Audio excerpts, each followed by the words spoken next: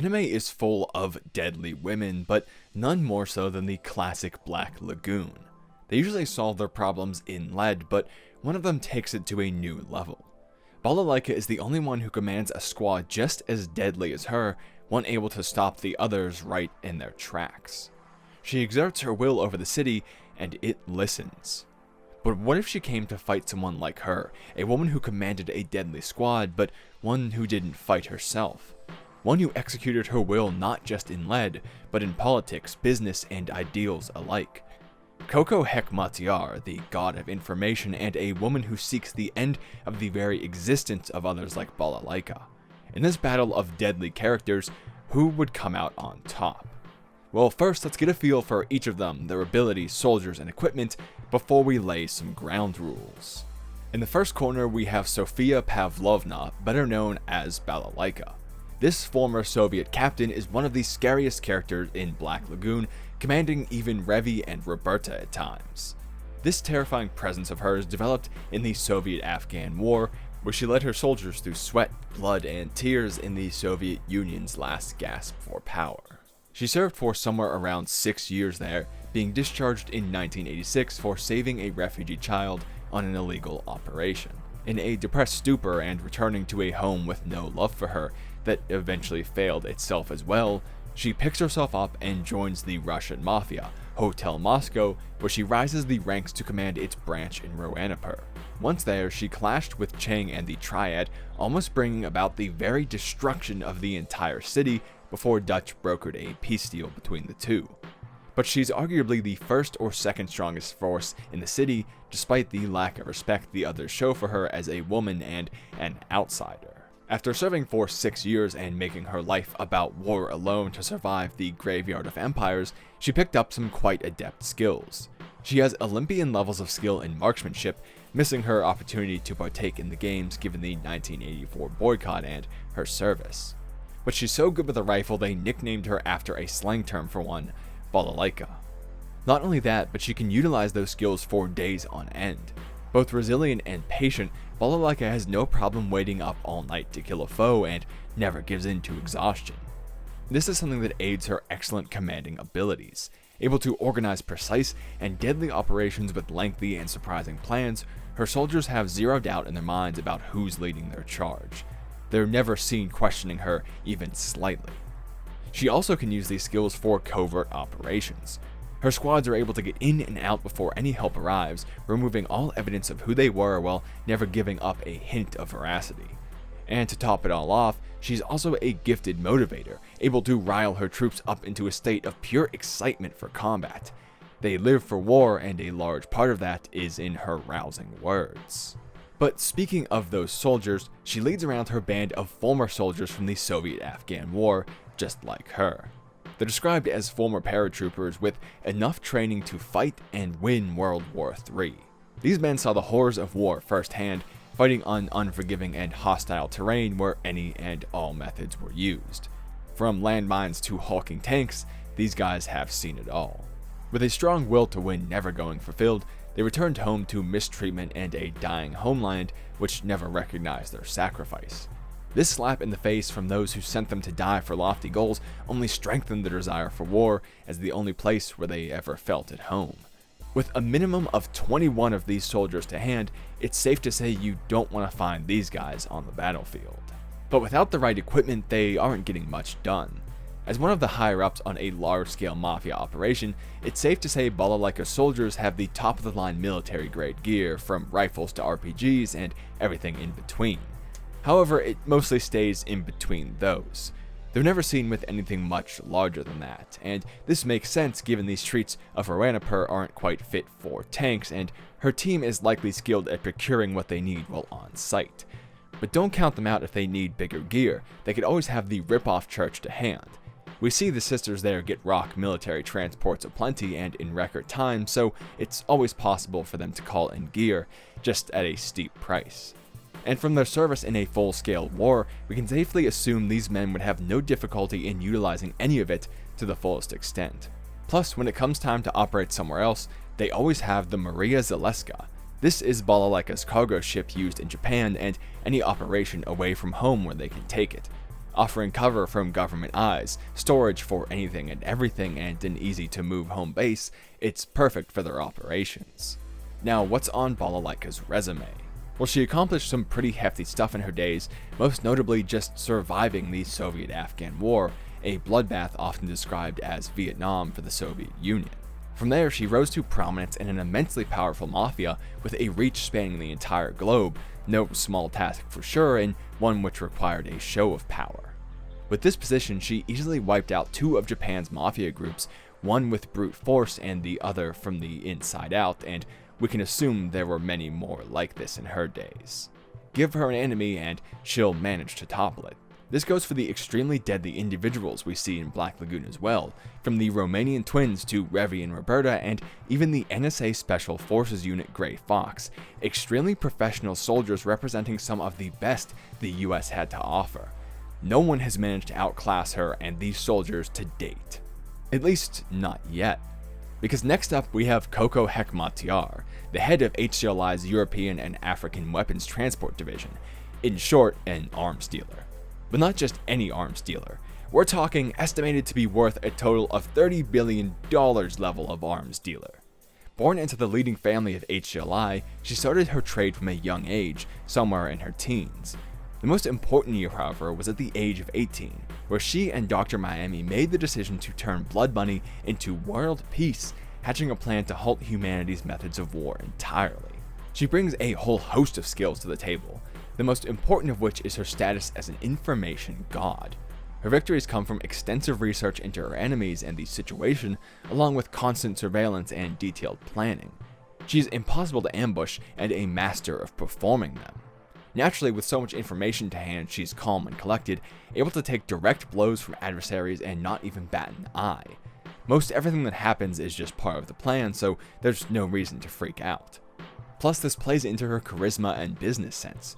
She doesn't have to win every war with gunfire. Sometimes her mind and manipulation is what gets the job done. She's very much a pen that is mightier than the sword. But don't assume she doesn't know about the sword. As an arms dealer, she has an encyclopedic knowledge of weapons and tech, improving her ability to read any and every situation. Something as simple as a sidearm or knife choice could tell her all she needs to know. And that's a whole other skill entirely. She's a crack at reading and predicting her opponents.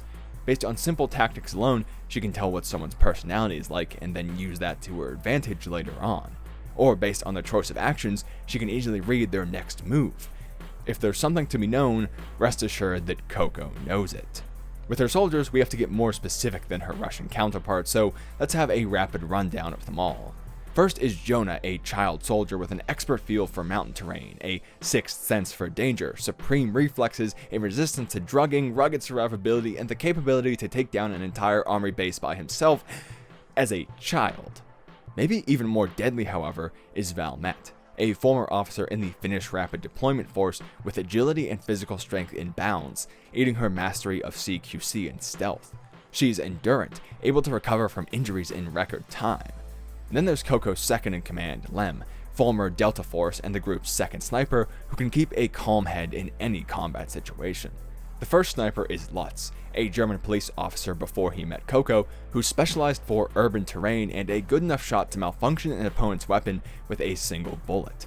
Backing them up is Mao, experienced as an artillery officer in his last life, but lacking as much direct experience as the others. Working more behind the scenes is Tojo, a former member of the Japanese Black Ops SR unit. He serves as the secondary intel master and negotiator behind Koko. Spotting for the snipers is Wiley, who's a demolitions expert specialized in explosives and architecture. He has a keen sense for traps, often repurposing them to backfire on the enemy.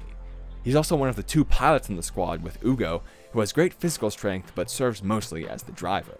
And that's just her soldiers. This isn't even counting the team of expert scientists with quantum physics and quantum optics, robotics and programming capabilities in no short supply. Safe to say, Koko has someone for every situation. And if she doesn't, she can buy someone for every situation. And she's not lacking in what she provides for them. Her equipment is extensive, given her massive net worth and profession. She makes aggressive takeovers and buyouts of multiple corporations or businesses, giving her access within the supply chain to anything she may need. This helps prop up her already overflowing arsenal, which has, just for some highlights of what we directly see, Predator UAVs, cargo planes, assault helicopters, missile-equipped drones, a B-52 bomber, and probably so much more that we don't see. But none of this tops her greatest asset, Jormungand. This pair of quantum computers, one of which resides on one of 126 satellites under her control, gives her godlike abilities. She's able to outperform regular computers by thousands of years, cracking any and all safety measures in a matter of seconds and controlling any open system. The only thing it can't take is a system that needs physical, non-digital input like a missile launch. But that doesn't stop her from jamming GPS and sending false coordinates, even manipulating entire databases of information. She can even order operational commands that appear to be fully legitimate from within the US or other armed forces. And above all, it allows her to disrupt transportation, starting with taking all planes out of the sky and moving to limit the sea and then the land. Like the legend of the serpent, Jormungand encircles the earth. And with all of this, what has she accomplished? Well, for starters, she's survived countless assassination attempts, from the crazed orchestra crew to Dominique's squad. Moving up the chain, she defeats any number of skilled military or PMC units like the Balkan Dragons. Her hostile takeovers are numerous, from private businesses to manipulating governments by politics, force, money, or business. She even manages to get one of the CIA's most dedicated bookmen into her fold by showcasing her impressive power and putting him in a situation he can't get out of.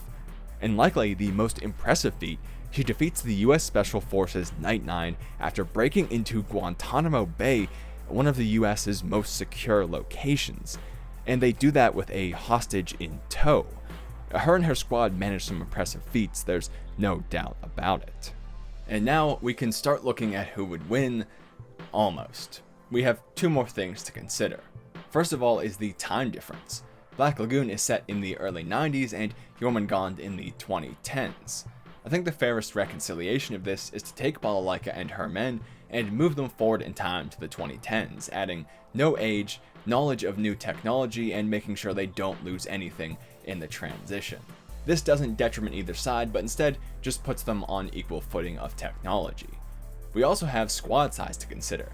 Koko only has 8 men at her disposal, while Balalaika has a minimum of 21. Safe to say 3-on-1 wouldn't quite be fair, so we're going to go ahead and reduce Balalaika down to 8 men for the fact of our comparison here, just to put them on equal footing. With all of those out of the way, we can go ahead and start getting into the comparisons. First, let's go over what would happen if, for some reason, Koko and Balalaika met one-on-one, none of their squad to hand. Well, I don't think there's any argument here. The former Soviet would kill her almost instantly. Koko is shown to be a crack shot, firing a pistol with ease and skill, but she lacks much real combat experience, and most of the time when she does directly fight, she's immediately shielded by one of her squad. Not only that, but she admits to being nervous when detached from her squad, recognizing that on her own she's not only weak, but open to attacks from the many people who want her dead and have constant eyes on her. Her skills are mostly non-combat, so many of them don't apply to this situation as well. You can't exactly business your way out of Balalaika's grasp. She, on the other hand, has direct experience under fire in wartime, is never shown to lose her cool in any way besides becoming more vicious, and has physical strength to match her combat ability, including those Olympic levels of marksmanship. Koko, if she could slip away, would maybe be able to utilize her arsenal of Jormungand, but I think Balalaika's endurance would disallow that possibility. This side of things is a pure no contest. So let's move on to what would happen if they met squad on squad just by happenstance and things came down to combat skill alone, no planning involved. They're both vicious teams. Valmet and Jonah specifically are able to bring entire military bases to their knees alone, not to mention being resilient to an extreme degree. Balalaika's soldiers, however, aren't much different. They're men whose lives are given fully to war and combat. Their direct tactics are the peak of military action, acting without a single misstep or emotional reaction. The mission is the only thing on their minds, and they execute that with precision. And this is how things tip to Balalaika's favor. Koko's squad has standouts like Jonah or Valmet, but it also has some duds relative to them like Mao or Ugo, guys with pitiful experience compared to longtime soldiers.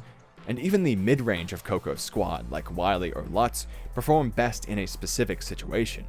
Wiley is at his best laying traps and explosives, things he needs time to prepare.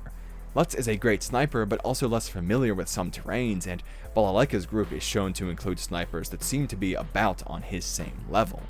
And these hardened soldiers have no emotional breakdowns like some of Koko's squad are shown to have, giving them even more of an edge. Yes, Koko and her team took down Night 9, but only kind of. They didn't actually beat them in combat, but more or less information them to death.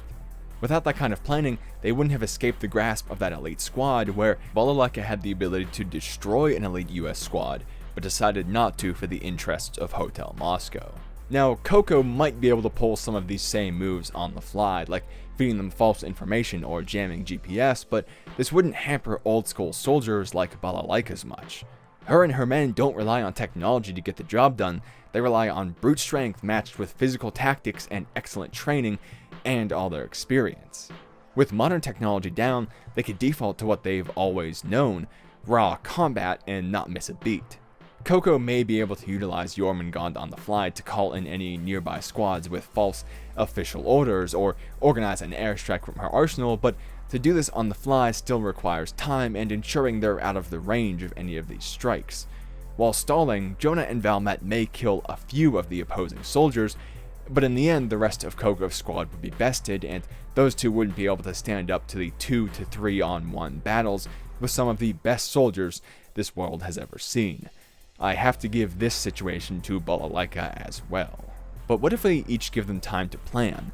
Not even knowledge of who they'll be fighting or where, but just that they will be fighting somewhere, sometime. Koko and Balalaika each gain something from this. The Soviet captain is excellent in any situation, but her years and experience gift her a special feel for combat, and her planning is shown to be precise, deadly, and covert. She makes quick work of her foes given the ability to plan ahead. Koko is much the same, however. When we consider the non-combat elements included in planning, her chances of winning skyrocket. Now she's able to utilize that massive arsenal that's been built up over the years. Balalaika may be able to go through the rip-off church or the higher levels of Hotel Moscow to get some advanced supplies, but Koko has them all to hand. She can survey the entire area around herself and her soldiers at all times with UAVs to prevent any surprise attacks, and then use that to plan one against any enemies who are coming near. Not to mention, even if her opponents try to do the same, she could take down their systems with Jormungand or feed them false information to walk them into a trap. That is, if she doesn't just want to hit them with a drone strike right then. While old school soldiers may be able to operate outside of the areas where Jormungand can detriment them, they have no way to counter the advantage Koko would gain from it. Hell, she wouldn't even need to fight them directly. She could give official orders to the closest military or PMC unit and force them to assault Balalaika, and then move in for cleanup once she's weakened, or even just send in another nearby outfit. If she wanted to avoid all combat entirely, she could probably send false information to Hotel Moscow and get Balalaika ousted entirely, maybe even killed by her own employers. And this scene that you're seeing right here is really what seals it for me. When she has the ability to carpet bomb an entire area to kill one woman hiding in the mountains, even before Jormungand, she has the ability to kill anyone. As long as there's time to plan, no matter what the situation is, Koko comes out on top. And if we assume that she's always keeping a ring of surveillance around herself while denying her enemies ways to accurately find her, she can never be put in a situation where planning isn't involved, making the prior Balalaika wins quite void because she just wouldn't end up in those situations. So, that's that. Yes, I'm going against the poll we ran a while back, but with everything considered, I give the win handily to Koko Hekmatyar. Sorry, Balalaika fans. So that will do it for our video here today. Now this was a new format, so go ahead and use those like and dislike buttons to let me know what you thought, because I would like to know if this is something you enjoyed and want to see more of.